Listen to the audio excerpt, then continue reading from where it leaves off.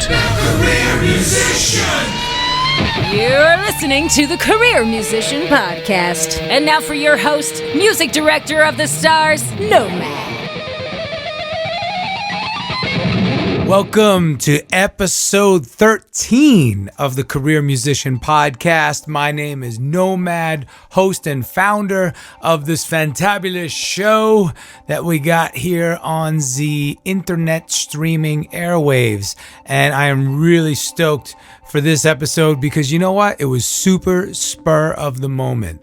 And let me tell you, this gentleman that I spoke with briefly, it was in a car ride. He was transporting me. I believe it was probably from like the hotel to the airport or something like that. It was after the gig, the night prior. And man, what an amazing person and source of information he is. And just so humble, but yet knowledgeable and just a really cool guy all the way around. My point with this episode is that I really want to stress the fact that, you know what? You never know who you're going to meet. So be nice to everybody at all times, in all scenarios, under any and all circumstances. In short, don't be a jerk. Be nice. Look, I'm guilty sometimes. I can be cranky and tired, especially while traveling. You know, sometimes you have a late night, you don't get done until 1 a.m. Get back to the room and you have a 4 a.m. lobby call. That's 3 hours. You got to pack, you got to try to sleep, you got to get cleaned up. You know, look, man, traveling is rough. So especially for those of us who are on tour or even do spot dates like myself, the weekend warrior dates, it can still be challenging. So my point, once again, be nice to everybody, keep an open mind, and without further ado, check out this awesome interview from this awesome man, Cecil Guyton. Okay, so Nomad's Place, I'm here with Cecil Guyton in Chicago, and Cecil is not only a driver for many of the artists that come through Chicago, literally everyone from the Rolling Stones to the Grateful Dead to Babyface or whomever, you name it, Cecil's there driving them. But also Cecil has a good foundation in the music industry and some history, and he's much more than just a driver. He's also well experienced stage production, you know, as a production manager and various things. Cecil, talk a little bit about your background. Well, for the last 25, 26 years, I've been working in a number of positions with El DeBarge, from tour manager to promotion to business manager. And, you know, he's been my primary for the last, 7 or 8 years. I've worked with a few other artists here locally. Have toured extensively with him. And, just learned from a great number of, of the masters that I consider the masters. The guy I consider my big brother, Eddie Kendricks, was someone who took me under their wing early and taught me a lot about, recording production and about how to be a professional, which is very important. Right. And now, also, you mentioned that early on you were fortunate enough to hook up with Lionel Richie and learn a lot and work for him as well, right? Actually, the first person that ever paid me, or first group of people that ever paid me for doing anything, I ran errands for the Commodores. I was about 16 years old, and the funny story is that I would the first time I took my sister to where they were performing, they carded my sister and I had to vouch for it. I was 16. So. Now, and for the younger listeners who might not be familiar, Lionel Richie was the lead singer and founder of the Commodores, but also he's a solo artist. And also, even before that, Eddie Kendricks is from the group The Temptations, the Great Temptations. Right. So, these are historical figures. Now, something that's interesting, Cecil, is you know a lot about the music industry, but you also know a lot about the actual creative process. You were talking about stacking vocals in the studio and multi-tracking.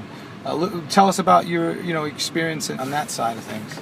Well, I've got a cousin that lives in Detroit. His name is Kevin Crosby.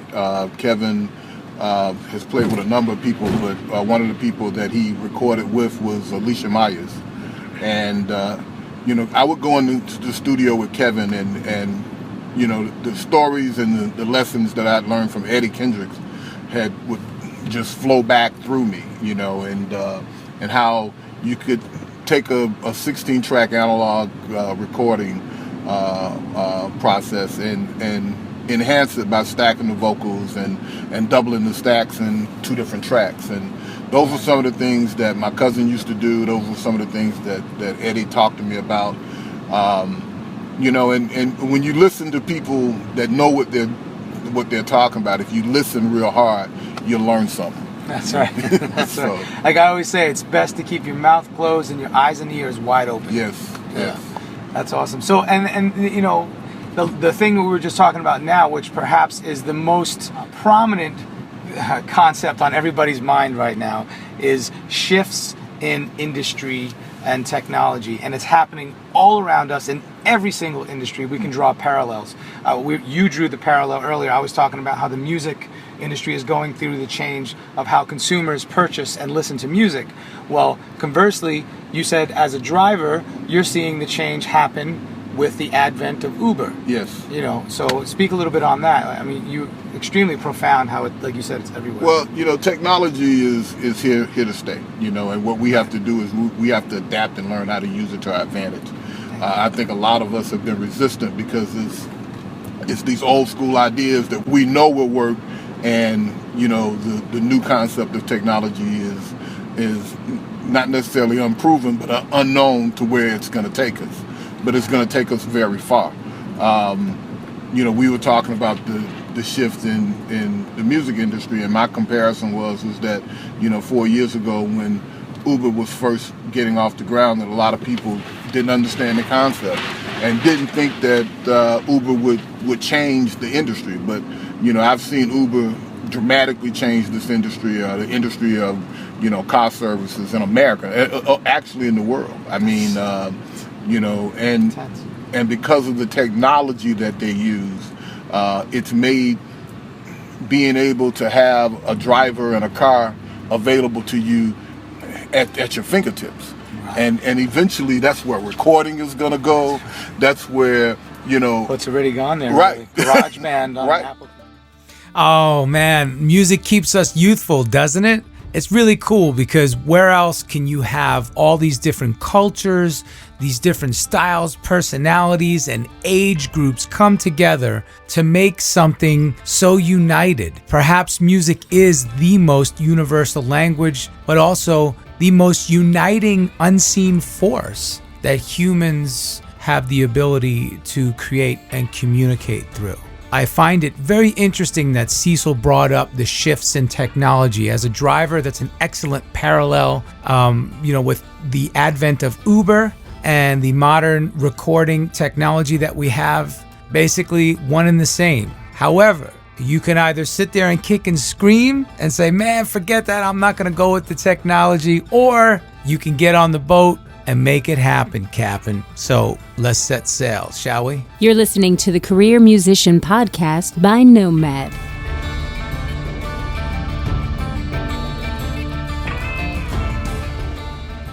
I come from a background of a lot of great musicians in my family. My aunt was very close friends with Cannonball Adderley. I knew Joe Zawinul as a kid. I met George Duke when he first started touring with Cannonball, and I've watched their processes over the years change with the times, and that's why George Duke remained relevant. That's right. Till he died, Till and God rest his soul. He died way too soon. Yes, he did. Man, yes, this is great because that speaks on the final thought here of we were talking about earlier. The music keeps you young. Yes, it does. Right? Yes. And not only does it keep you young, but as long as you adapt. Yes. As long as you learn how to adapt and go with the flow and be pliable. Right. Right. Because if you're rigid, you're gonna kind of sink. Yeah. In the. And I truly believe that I like I was telling you earlier, I'm 60. A lot of people don't believe that I'm 60, no, but he does not look 60 at all, ladies and gentlemen. My body tells me that I am, though. But I think that one of the things that have kept me young is the fact that I've worked with so many great young musicians, and I tell older guys my age that a lot of us don't want to embrace new genres of music, like neo soul and hip hop. Right. Hip hop's here to stay. Come on, that's been proven. By the way, I just want to say 60 is not old. I didn't want to make it sound like 60 is old. Yeah, 60 is the new 40. It is, without a doubt. I mean, and again, technology in the health field. Yep. It's helping people, live longer. So, but you're right, and hip hop is here to stay, just like rock and roll was, just like the blues. Right. I mean, right. Man, you said so many things. Cannonball Adderley. I mean, we're talking about, going back in history. One of my main focuses is always, reverence. You have to respect the past. You have to respect the history and the foundation of which everything is built upon that you're operating on today. Right. So if you don't understand who came before you and what they had to suffer through, because let's face it, touring for Cannonball Adderley was a hell of a lot different than touring for a musician today. Yes, without a doubt. Let's talk about the struggles that those guys faced back then. I mean, man, that's intense. Well, and the reason why my aunt and Cannon were so close is that when Cannon would, and George talked about this, when Cannon would come to a city, because in the South, segregation prevented them from staying in any of the 4 or 5 star hotels, they usually would just mingle with the locals. Right. And so because my aunt was a musician, and they knew some of the same people, similar people. He started hanging out at her house because her house was party central. Wow. And they call it the Chitlin Circuit. And all of those artists performed on the Chitlin Circuit. Matter of fact, I tell people the story that when I was a kid in elementary school, we had an art teacher. Her name was Ann Scott. And I don't know where Ann Scott is today. I don't know if she's living, but she really, really, impacted my life. Well, Ann Scott she would underwrite shows for promoters, white promoters who couldn't come into the black community.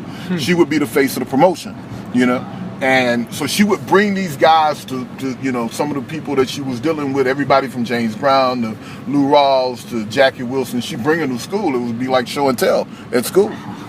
So, but I was real close to her. She was one of my first influences in the business. Right. And I guess I was maybe about 11 or 12 years old, and she was around the corner from my house at Reverend N.H. Smith, who was the pastor, historic black church in Birmingham by the name of New Pilgrim Baptist Church. New Pilgrim is where Joan Baez came and performed during the Civil Rights Movement.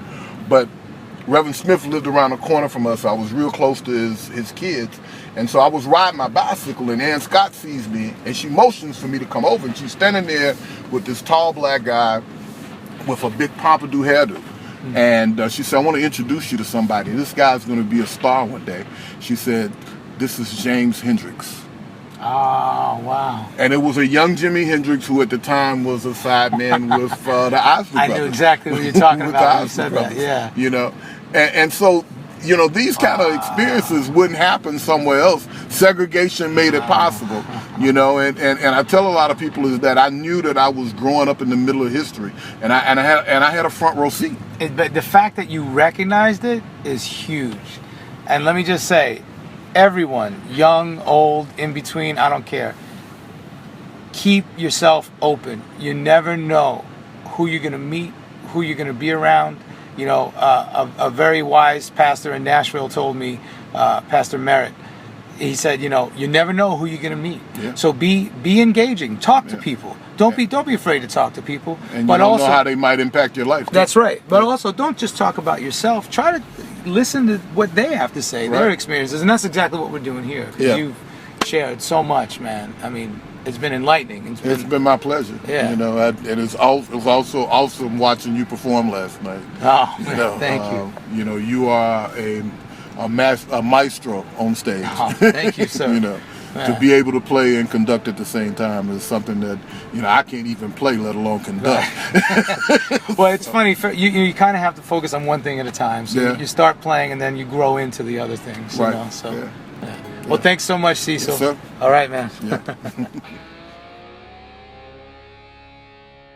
Reverence, my favorite word when it comes to music history. Listen, gang, we have to revere and respect those who came before us so that we could do what we do now with such freedom. Think about the close ties and intricacies of the civil rights movement and music. If the civil rights movement didn't happen, we wouldn't have music as we know it today in America, okay? If it wasn't for the African American culture that came over with the slaves. We're talking about these spirituals that they sang, and then how it cultivated itself, and they morphed it into church and gospel music, and then it morphed into the blues, and then that morphed into the next, rendition, permutation of stylings, if you will, with rock and roll and R&B and everything else. But let me just say this. We are very, very fortunate because we have this rich musical history and culture.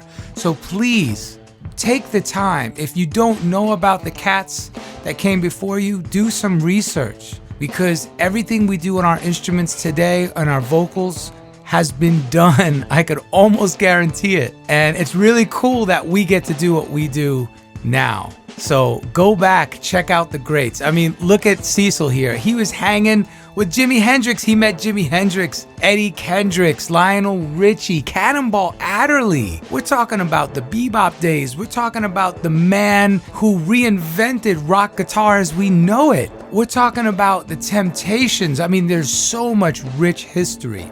And if it wasn't for these people in his life that he mentioned by name, now that's reverence if you ask me. If it weren't for those people, he wouldn't have had these opportunities. So I just want to say that I'm grateful and that I do not take it for granted of all those who came before me. And I am happy to make Cecil's story known, even if it's just a little 12-minute interview. But you know what? Let's all rejoice and celebrate together, because music is uniting. If you've enjoyed today's interview, be sure to leave a review and subscribe to the Career Musician Podcast. For videos, tips, tricks, and more, go to nomadsplace.com.